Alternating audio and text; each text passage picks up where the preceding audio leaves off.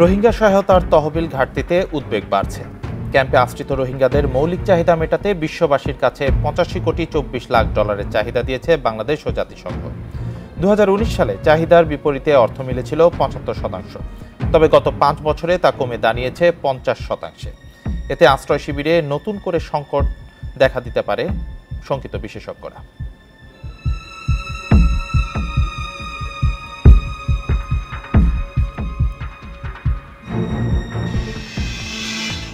এ নিয়ে প্রতিবেদন থাকছে সংবাদের পরের অংশে। স্বাগত সকাল 9টার বিরতিহীন ইন্ডিপেন্ডেন্ট সংবাদে। আপনাদের সাথে আছে আমি রাকিবা এবং আমি জান্নাতুল ফেরদৌস রুবা। শুরুতেই জানিয়ে দিব প্রধান শিরোনামগুলো।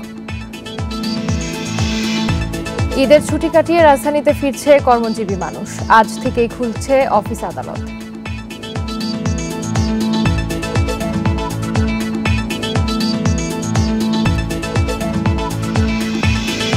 বখাটে কিশোরদের দৌরাত্মে আতঙ্কের নগরী রাজশাহী। ফাঁকা রাস্তায় বেপরোয়া বাইক রেসিং।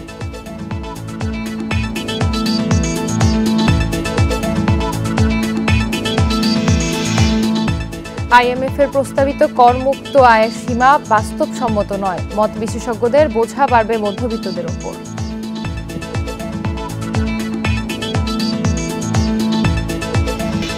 শুনছিলেন শিরোনাম, এবার বিস্তারিত। ঈদের ছুটি শেষে আজ থেকে খুলছে অফিস আদালত, ব্যাংক, বিমা সহ আর্থিক প্রতিষ্ঠান। তবে ছুটি কাটিয়ে এখনও ঢাকায় ফিরছে মানুষ। কমলাপুর রেল স্টেশনে ঢাকায় ফেরা ট্রেনগুলোতে তুলনামূলক যাত্রী চাপ দেখা গেছে বেশি। বিভিন্ন জেলা থেকে আসা বাসগুলোকে ভোর থেকে যাত্রী নামাতে দেখা গেছে রাজধানীতে। যানজট না থাকায় নির্ধারিত সময়েই ঢাকা ফিরছে বাসগুলো। এছাড়া ভোর থেকে বেশ কয়েকটি লঞ্চও যাত্রী নামিয়েছে সদরঘাট লঞ্চ টার্মিনালে।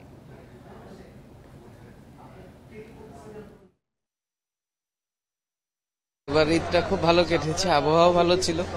যাবার সময় জার্নিতেও আমরা খুব স্বস্তিতে গিয়েছি। আবার এখন চিটাগং থেকে ফিরেছি, যথাসময়ে ট্রেন এসেছে। ট্রেনের দিক থেকে কোনো সমস্যা আমরা ফেস করি নাই। আমরা ব্যক্তিগতভাবে আমাদের ভ্রমণ নির্বিঘ্ন ছিল। ঈদ এবার ভালোই কাটছে, পরিবারের সাথে কাটছে আলহামদুলিল্লাহ। আসার পথে কোনো অসুবিধা হয়নি। অফিস লাইফ সো মানে কন্টিনিউ করতে হবে নর্মাল লাইফটা। সো এখন we had a good time home টাউনে প্যারেন্টসের সাথে। এখন ব্যাক করছি নর্মাল জীবনে, ব্যস্ততার জীবন। যাওয়ার সময় সেরকম কোনো ভোগান্তির শিকার হয়নি, আবার আসার সময় খুব সুন্দরভাবে ব্যাক করেছি। আমাদের যাত্রাপথে খুবই ভালোভাবে আনন্দময় ছিল। বাড়ি ভালো মতো ঈদ কাটাই আসছি বাবা মার সাথে। আজকে আমাদের অফিস খোলা, তাই আজকে আমরা জয়েন করব। এবার ঢাকায় ফেরার খবর জানাতে ঢাকা ও চট্টগ্রাম থেকে যোগ দিচ্ছেন আমাদের সহকর্মীরা। শুরুতে রাজধানীর কমলাপুর রেল স্টেশন থেকে যোগ দিচ্ছেন সহকর্মী মাহমুদুল হাসান। মাহমুদুল, ঈদের ছুটি শেষে আবারও রাজধানীতে ফিরতে শুরু করেছে মানুষ। তো ঢাকায় ফেরা ট্রেনগুলোতে যাত্রী কেমন দেখছেন, চাপ কেমন আছে?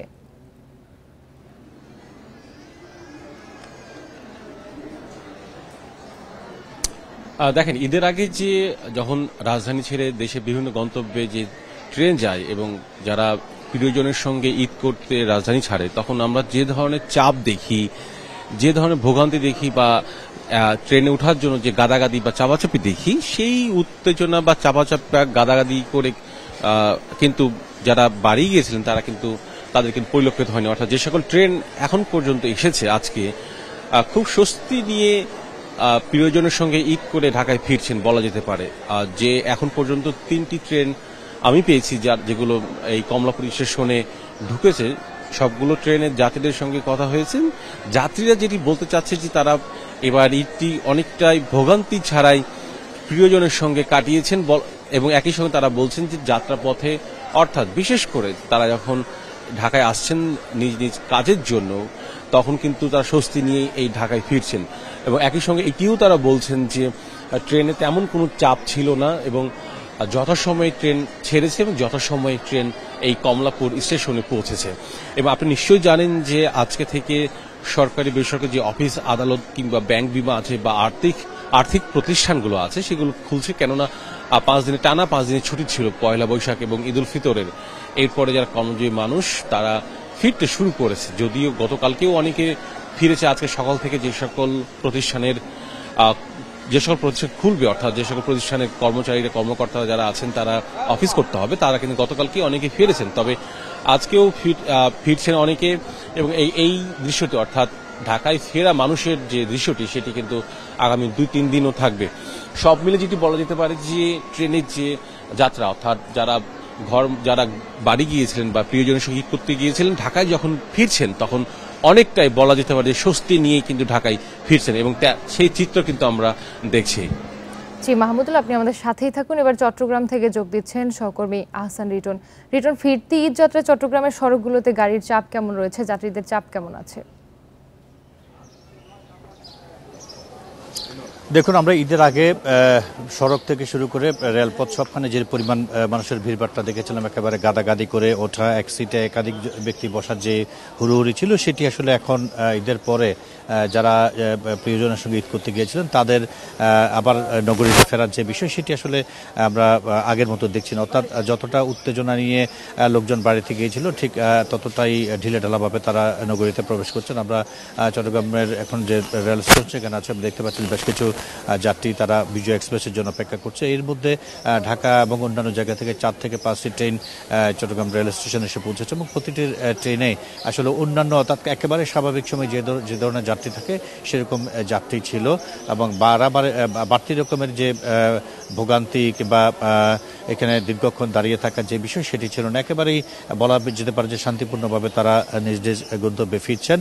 এই ছাড়া যদি আমরা সড়ক পথের কথা বলি, সেখানেও আমরা দেখেছি আসলে এখনো পর্যন্ত আজকে থেকে যদিও ব্যাংক বিভাগ থেকে শুরু করে অফিস আদালত সবকিছু খোলা, এখনো পর্যন্ত আমরা নগরীতে সড়কগুলো বেশ চাঙ্গা হতে দেখিনি। এখনো পর্যন্ত নিরিবিলি একটি অবস্থা অফিস পাড়া থেকে শুরু করে সবখানে দেখছি, এবং যারা ইতিমধ্যে ট্রেনে করে এবং অন্যান্য বাহনে যারা চট্টগ্রামে এসেছেন তাদের সঙ্গে কথা বলছে, তারা বলছে বেশ স্বস্তিদায়ক একটি ঈদ করে তারা বেশ স্বস্তির সাথেই চট্টগ্রাম ফিরছেন। ট্রেন এবং বাস থেকে শুরু করে অন্যান্য যে সমস্ত বাহন আছে সবখানে যাত্রীদের সঙ্গে একই অবস্থা। তারা বলছেন যে বেশ ঢিলেঢালাভাবে তারা আসতে পারছেন, কোনো রকমের ভোগান্তি, ট্রেনের যে শিডিউল বিপর্যয় এমন কোনো কিছু ছিল না। বলা যেতে পারে যে একেবারে শান্তিপূর্ণভাবেই তারা করেছেন, এবং শান্তিপূর্ণভাবেই তারা নিজ নিজ গন্তব্যে এখন পৌঁছাচ্ছেন। ঢাকা ও চট্টগ্রাম থেকে ঈদের ছুটি শেষে ঢাকায় ফেরার খবর জানাচ্ছিলেন আমাদের সহকর্মীরা। ঈদের ছুটি শেষে খুলেছে অফিস, আদালত, ব্যাংক, বিমা সহ আর্থিক প্রতিষ্ঠান। এ নিয়ে আরো জানাতে সচিবালয় থেকে যোগ দিচ্ছেন সহকর্মী নূরে আলম। নূরে আলম, ঈদের ছুটির পর প্রথম কর্মদিবস আজ, কর্মপরিবেশ কেমন দেখছেন?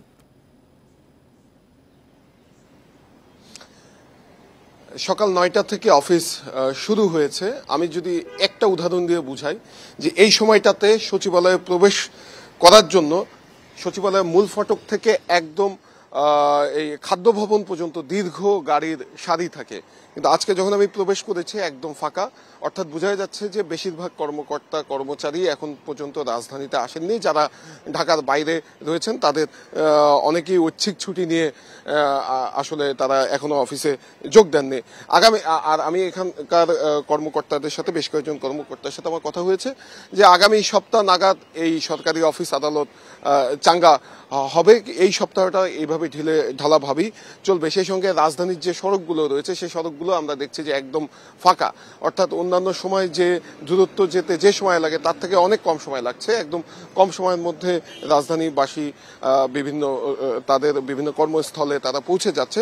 এখান থেকে বোঝা যাচ্ছে যে এখনো আসলে ঢাকায় পুরোপুরিভাবে মানুষ ফেরেনি ঈদের ছুটি কাটিয়ে। আর এবার যেহেতু ঈদ এবং পয়লা বৈশাখ দুটি উৎসব একসাথে পড়েছে, সেই সঙ্গে মাঝে সাপ্তাহিক যে ছুটি সেই ছুটিও পড়েছে, তাই 5 দিন টানা ছুটি ছিল এই ঈদ এবং পয়লা বৈশাখ উপলক্ষে। এবং সেই ছুটি কাটিয়ে এখনো বেশিরভাগ কর্মকর্তা কর্মচারী আসলে অফিসে এখন পর্যন্ত আসেনি। তো সেই সঙ্গে আরেকটি বিষয় হচ্ছে, যেহেতু আগামী সপ্তাহে শিক্ষা প্রতিষ্ঠান খুলবে, তাই সংশ্লিষ্ট যারা রয়েছেন তারা মনে করছেন যে আগামী সপ্তাহ নাগাদ রাজধানী আবার সচল হবে এবং সব অফিসগুলো পুরো দমে চলতে থাকবে। আর এই সপ্তাহটা নূরে আলম, কর্মব্যস্ততা এখনো সেভাবে শুরু হয়নি, সচিবালয় থেকে জানাচ্ছিলেন সহকর্মী নূরে আলম। রোহিঙ্গা সহায়তার তহবিল ঘাটতিতে উদ্বেগ বাড়ছে। 2019 সালে চাহিদার বিপরীতে অর্থ মিলেছিল 75%, তবে গত 5 বছরে তা কমে দাঁড়িয়েছে 50%। এতে উদ্বিগ্ন বিশেষজ্ঞরা। পরিস্থিতি সামাল দিতে দাতা সংস্থাগুলোকে ব্যবস্থাপনা ব্যয়ে কাটছাঁটের পরামর্শ দিচ্ছে সরকার।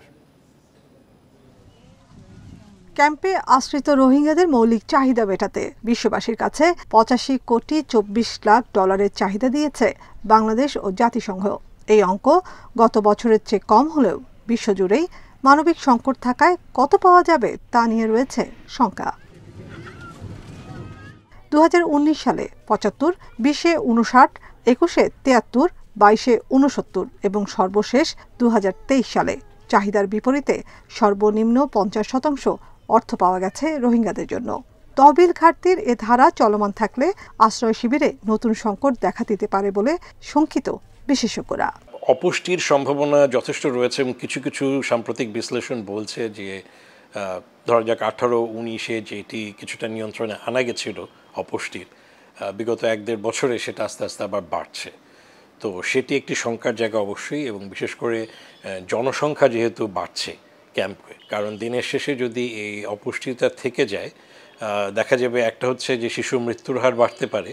চলমান পরিস্থিতিতে রোহিঙ্গা সংকটের ওপর বিশ্বের মনোযোগ ধরে রাখাটাই চ্যালেঞ্জ মনে করছে পররাষ্ট্র মন্ত্রণালয়। এই অবস্থায় দাতা সংস্থাগুলোকে ব্যবস্থাপনা ব্যয়ে কাটছাঁটের পরামর্শ দিচ্ছে সরকার। যেহেতু রিসোর্স কনস্ট্রেন্টস আছে, তো আমরাও তাদেরকে বলি যে তোমরা ডুপ্লিকেশন বা ওভারল্যাপ বা অন্যান্য যে কিভাবে করলে পরে খরচটা একটু কমানো যায়, কেন জাতিসংঘের যে বিভিন্ন ইয়েগুলো আছে ওদের ওভারহেড কস্ট একটা বড় কস্ট, আমরা সবাই জানি সেটা। তো সুতরাং এগুলো যদি লোকাল ইয়েদের মাধ্যমে করা হয় তাহলে হয়তো অপারেশনাল কস্টটা কমায় আনা সম্ভব আমার মনে হয়। তো এগুলো করে হয়তো ম্যানেজ করতে হবে। এখন পরিস্থিতি মোকাবেলায় রোহিঙ্গাদের সামাজিক কর্মকাণ্ডে অন্তর্ভুক্তের পরামর্শ দিচ্ছে জাতিসংঘ। তবে সরকারের দাবি এ ধরনের পদক্ষেপ প্রত্যাবাসন প্রক্রিয়াকে আরও জটিল করে তুলবে। Nafiza Dobla, independent news, Dhaka. উচ্চবিত্তদের নয় বরং মধ্যবিত্ত চাকুরিজীবীদের উপর করের বোঝা বাড়বে IMF এর প্রস্তাবে। অর্থনীতিবিদদের মতে মূল্যস্ফীতি ও ক্রয় ক্ষমতার বিচারে IMF প্রস্তাবিত করমুক্ত আয়ের সীমা বাস্তবসম্মত নয়।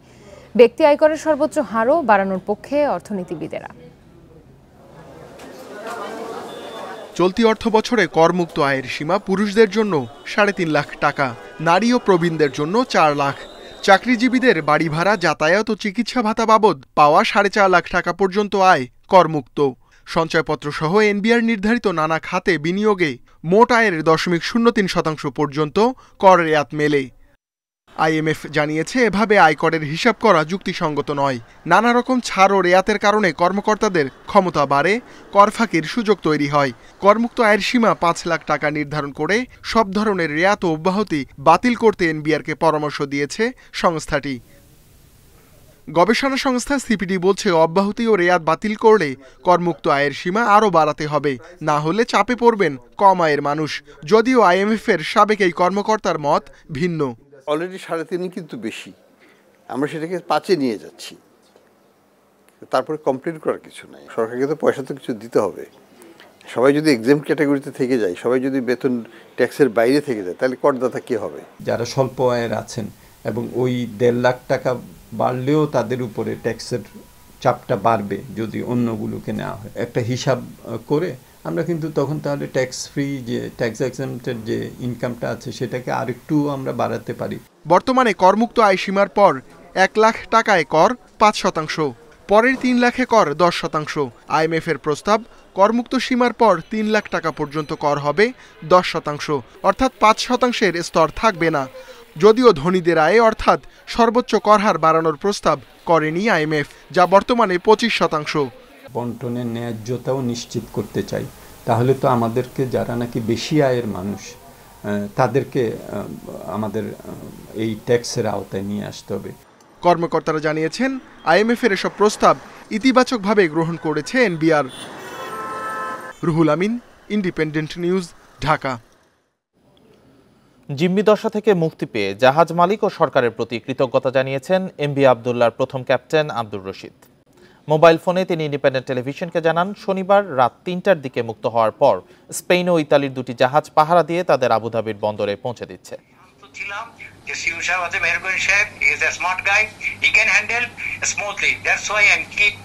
সবাই নেমে চলে এসেছে বোটে করে, সবাই ফিট ঠিক আছে, আমাদের খাওয়া পানি সব পর্যাপ্ত পরিমাণ আছে। আমরা যে পোর্টে কয়লাগুলো ডিসচার্জিং পোর্ট পর্যন্ত আমাদের কোনো সমস্যা নাই যাওয়া। তারপরে আমাদের এখন স্প্যানিশ নেভি, তারপরে ইটালিয়ান নেভি, 2 গ্রুপের নেভি আসছে সব ক্রুদের চেক করতে দেখতে। সবাইকে দেখছে ওরা, তারপর ওরা জাহাজ ওরা ইন্সপেকশন করতেছে, একটু পরে ওরা সবাই নেমে যাবে। তারপর ইটালিয়ান যে জাহাজটা ওটা আমাদেরকে এসকর্ট করে নিয়ে যাবে একবারে সেফ জোন পর্যন্ত। মুরব্বীদের দোয়াই, গরিব মানুষের দোয়াই ইনশাল্লাহ আমরা মুক্ত হয়েছি, সুস্থ হবে সবাই, কারো কোনো ক্ষতি হয় নাই। হ্যাঁ, জাহাজের কোনো বুঝছেন, আমাদের মানে আমাদের জানার উপর জানি আর কি কোনো। বখাটে কিশোরদের দৌরাত্মে আতঙ্কের নগরী হয়ে উঠেছে রাজশাহী। বিশেষ করে ঈদের সময় রাস্তাঘাট ফাঁকা থাকায় বাইক নিয়ে তাদের বেপরোয়া রেসিং করতে দেখা যায়। নগরবাসীর অভিযোগ, আইনশৃঙ্খলা বাহিনীর শিথিলতায় এমনটি হচ্ছে। আর নিরাপদ সড়ক আন্দোলনের নেতারা বলছেন, শুধু আইন নয়, সচেতন হতে হবে অভিভাবকদেরও।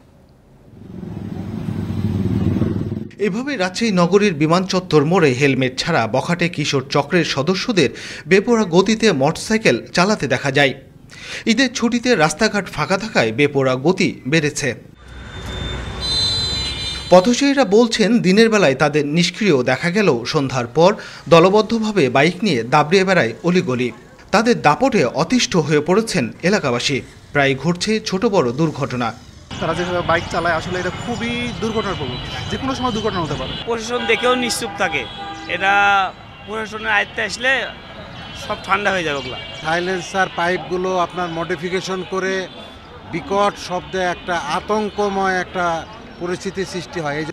নিরাপদ সড়ক আন্দোলনের নেতারা বলছেন, আইন বাস্তবায়নের পাশাপাশি সচেতন হতে হবে অভিভাবকদের, অন্যথায় কিশোরদের সঠিক পথে নিয়ে আসা কষ্টকর। বাইক চালায় উঠিয়ে উঠিয়ে নামিয়ে একে বেঁকে বিকট শব্দ করে, কিন্তু এর কারণে যে অনেক দুর্ঘটনা ঘটছে, অনেক মানুষ অসুস্থ হয়ে পড়ছে তাদের এই আচরণে, এটা তারা বুঝে না। পুলিশ বলছে, বখাটে কিশোর চক্রের বিরুদ্ধে তাদের অভিযান অব্যাহত রয়েছে। কেউ আইন অমান্য করলে ছাড় দেওয়া হবে না। এই সড়কগুলো একটু শূন্য হয়ে যায়, যানবাহন কমে যায়, তখন মূলত এই কিছু একটা শ্রেণী রয়েছে, তারা এই রেস করে থাকে। তো আমরা এটা নিয়ন্ত্রণের জন্য আমরা অতীতের ন্যায় এবছরও আমাদের ব্যবস্থা রয়েছে। নগরীতে প্রায় ৫০০ বখাটে কিশোর চক্রের তালিকা তৈরি করেছে Rajshahi metropolitan police. Mustafizur Rahman, independent news, Rajshahi. এই ছিল এখনকার সংবাদে। ইন্ডিপেন্ডেন্ট টেলিভিশনের সব খবর আরো বিস্তারিত জানতে চোখ রাখুন ফেসবুক, ইউটিউব, এক্সে। সাথে থাকার জন্য ধন্যবাদ সবাইকে।